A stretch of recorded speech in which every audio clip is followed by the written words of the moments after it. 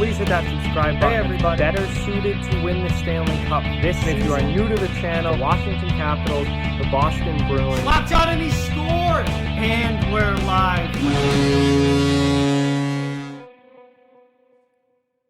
Hey everybody, so it's time for another lineup projection video, and today we are going to be talking about the Carolina Hurricanes and what their lineup could look like heading into their play-in round series against the New York Rangers. So basically what I do is I go through the roster and try and piece together a lineup for what it could look like when Carolina steps back on the ice, and who's going to be playing in what spot and where. I talk about where I would put guys, a little bit of where I think guys will be, and basically it's just a look at the lineup and trying to piece together what it could look like come the start of the play-in round when hockey does return. So before I get into it, I just ask that you please subscribe if you are new to the channel. Hit this thumbs up button if you haven't already, as those likes really go a long way and are very much appreciated. But let's switch over now to the cap-friendly screen and take a look here at the Carolina Hurricanes. So let's start with the forward group here. This is an interesting group to put together. There's already some things here that I don't like. I think I want to see Necas getting top 6 minutes, honestly. Which could then slot Martinook to the middle, and this is starting to look good here. Okay, so your top line, Svechnikov, Aho, and Teravainen. They were awesome this season. They're all incredibly talented players. Young, up and coming. Well, Teravainen is not as young, but I mean Svechnikov very young, Aho young, Teravainen young, still young. Been around a little longer, but still a young player. Really talented first line there. A lot of upside, and incredibly good line for Carolina. Second line now. There's lots of talk about who's the second line center and who's the third line center, Jordan Staal or Vincent Trocheck. Vincent Trocheck, I think, should be the second-line center. Jordan Staal, I mean, good veteran player, leader on this team. He doesn't give you a whole lot offensively anymore. I think Trocheck did not have a great season this year. There's no doubt about it. Trocheck did not have a normal Vincent Trocheck-type season, but he's got, I think, more offensive upside, more talent there at this point. I think Trocheck should be the second-line center. And then I've got Niederreiter on his side. There's any number of guys you could put there. You could put Dzingel there. You could put Foegele there. You could put Niederreiter there. They've got options, to say the least. And then on the right side, I don't want to see Martin Necas getting buried in a bottom 6 role where he's not going to be able to produce a whole lot offensively. I think he deserves a shot to, at least at the beginning, to show his skill and get some offense going for this team. I think that could be a pretty good second line there. If you can get Niederreiter and Necas scoring, then I think that really rounds out a very good top 6 here. If those guys get going, which would leave Jordan Staal as your third line center, where at this point I think Jordan Staal is better suited to be a shutdown, defensive-minded third line center with not a lot of offensive pressure put on him. I think he's better off just being in that two-way center role. And then Justin Williams on the right side, those two have played together a lot. And Warren Foegele would probably be the guy on the left side. You could put Dzingel there. You could put Niederreiter there. Again, options. This lineup, unlike, the last 2 videos I talked about Calgary and Winnipeg, and they have, fairly set lineups. This is much more, maybe not as wide open as Montreal's lineup is as far as moving guys around, but this is more in that direction than those other 2 teams where these, you've got options to move guys around here, particularly on the wings. You've got the option to slide Niederreiter up and down this lineup, Foegele up and down this lineup, McGinn and Williams up and down this lineup. You can move these guys all over the place, which is why, you can't really set a hard, lineup saying, this is exactly what it's going to look like, because nobody other than the coaching staff, and the coaching staff right now probably doesn't know, but nobody but the coaching staff really knows what it's going to look like. Martinook then in the middle, he's back healthy again, which would leave McGinn and Dzingel on his side. That's a very good fourth line. If that's your fourth line going into the play-in round, that is a very, very good fourth line. And a fourth line that could possibly, give some offense as well. We don't normally think of fourth lines as offensive producers, but this fourth line could give you some offense as well. I think there's definitely a chance Dzingel could end up being there, and Foegele, being a more physical player, could be kind of that fourth line type guy. But, again, very flip-floppable up and down the wings with this team. With the exception of that top line where it's pretty well set that Aho is going to be playing with Teravainen and Svechnikov, beyond that, these guys on the wings can move throughout the lineup. Moving on to defense and goaltending here. Obviously, Peter Mrazek is your starting goaltender. I would assume everyone goaltending-wise should be healthy. Mrazek, Reimer, Nedeljkovic will then be your third goalie. He came up when both Reimer and Mrazek were hurt earlier back in the regular season, but Mrazek and Reimer should both be fine to play after this much time. Nedeljkovic is your third goalie.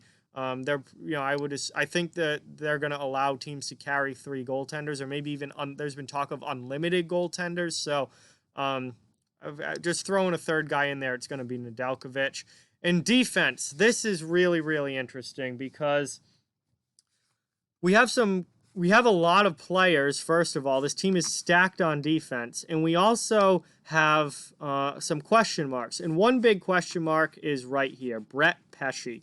Brett Pesce had shoulder surgery back in the beginning of March, and he was determined out for the season. But when he was determined out for the season, it was based on a normal NHL season, which would be over by now. The recovery time on his surgery was stated as 4 to 6 months. Beginning of March, you have March, April, May, June. July's 5 months. With this, if hockey comes back at the beginning of August, Pesce could be ready. Now, if Pesce is ready, then he's absolutely in the lineup. I think he's probably your number 4 D-man here, your number 2 on the right side. And if Pesce is healthy, this is, he's absolutely in your lineup, slotted in there. And then top pair, I'm going to say you stack that top pair with Hamilton and Slavin. I think they can play very, very well together.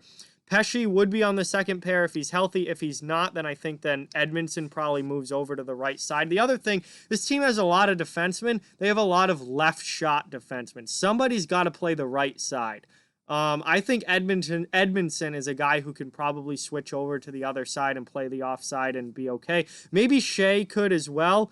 But I think of, Shea's more of that offensive guy. I think you might keep him on his, good side and have Edmundson be the one to slot over. But somebody's got to play the right side. This team's got a lot of left shot defensemen. Someone's got to play on the right. If Pesce's in the lineup, I mean, he normally, I believe, plays. Now I'm tripping over myself. Does he normally play the right side? Either way, Pesce could definitely play the right side if he doesn't normally, and I think Edmundson's a guy that could do that as well. So, if Pesce's able to play, which, I mean, with that recovery time, it is possible that Pesce could be back. Then I think this is what it looks like. Or Gardner's a guy, I'll talk about Gardner in a second. He's a guy that might be slotted out for Vatanen. Or even Fleury. That's a spot that they have options at. But if Pesce's healthy, I think your right side is Hamilton, Pesce, Edmundson. If Pesce's not healthy, then Van Riemsdyk goes in and plays on that bottom pair. He's a good depth guy and really always has been. Over here on the left side, they've got options here. So I think Slavin's their best defenseman, in my opinion. So if Jacob Slavin's your number 1 guy. Brady Shea, absolutely in the lineup. You did not trade your number 1 pick or first-round pick to the New York Rangers for a guy you're going to healthy scratch. Brady Shea is absolutely in the lineup. What really becomes a question is which of these 3 guys is going to play and which ones are going to be healthy scratched. Because you have Sami Vatanen, who at this point I think should be healthy. He didn't even play a game for the Hurricanes after the trade deadline because he was injured. But I think, again, with so much time passing, Vatanen should be back. You've got Jake Gardner, who was there for most of the year. And then you've got Hayden Fleury, who is a good depth guy and could possibly go into that spot. So, this is a team that had a stacked defense and then went out at the trade deadline and stacked their defense even more and added Shea and added Vatanen, who they didn't have at the beginning of the year. It's wild how stacked this team is on defense. But I think that's your big option. Do you play Gardner? Do you play Fleury? Do you play Vatanen? I think Fleury's probably the least likely. I think he really got pushed down the depth chart with the additions of Shea and Vatanen. Gardner could play there. Vatanen could definitely play there. And then you've got, other guys that, this is, mainly just a regular lineup. What about extras? Because expanded rosters. Morgan Geekie, definitely a guy that could be up. Where's the forwards? Be up there as an extra forward. Probably will be. He'll be your extra center. Ryan Suzuki, young player, definitely could get moved up there and into at least on the roster. Oh, Clark Bishop. Why wasn't he up there from the start? Clark Bishop might even go there. Could definitely see him. And I think Dominic Bach, possibly younger guy, but definitely possible. You could see Bach get called up to the main roster again. If they expand it to a 28 player roster, I think you definitely are going to even Gibbons. Someone who has played in the NHL before. I think you could see all these guys end up getting called up as depth pieces. And then obviously you've got Fleury, Vatanen, and Pesce / Van Riemsdyk, whoever, depending on Pesce's health as far as extra guys go. And then, you still, God, I could keep pulling guys up here. You still have Gustav Forsling, who I think really is pushed down the ladder as far as the depth chart goes. You've got Roland McKeon. I don't even know. Could go up there. Jake Bean. You got Joey Keane possibly as well. So they got big time options here as far as this roster goes for depth pieces. But I think for the most part, you're pretty well set with Aho, Trocheck, Stahl, Martinook. Again, there's some question as to, is Stahl the number 2 or is Trocheck the number 2? It's not a big deal. Both of them are going to be in the lineup. I think as far as who is in the lineup and who is out, I think it's pretty well set with this forward group. The question is who plays on what line. Does Williams play on the second line? Does Williams play on the third line? Does McGinn play on the third or fourth line? Does Nikas play center in a depth role, or does Nikas play on the wing up in the top 6 role? You've got different options here. You could swap Dzingel. You could swap Foegele, Niederreiter. All these guys could play in different lines, but they're going to be in the lineup. On defense, you've got Brett Pesce's health is a big question mark. If he's able to play, he's in your top 4. If he's not able to play, then he's an extra. Does Gardner, who plays that bottom pair left side? I think it's pretty obvious Slavin and Shea are going to be in the lineup. Does Gardner play? Does Vatanen play? Does Fleury play? Does Forsling, I don't think is going to. I think he's down here. Does Trevor Van Riemsdyk, is he your number 6 or is he your number 7? Edmondson, where is he a top 4 guy or do you want him on your bottom pair? So there are some questions here. There's definitely some pieces that Rod Brind'Amour can move around, but I think for the most part, with the exception of maybe your depth D, we know who's going to be in the lineup and who isn't. It's just a matter of what line do they play on and who do they play with. So let's switch it back here. And overall, Carolina, good, young, talented team, fun team to watch. Going to be a hell of a series with the New York Rangers with the way that both of these teams were playing this, particularly the second part of this season. And Carolina, we expected to be a good team again this year. The Rangers just got red hot.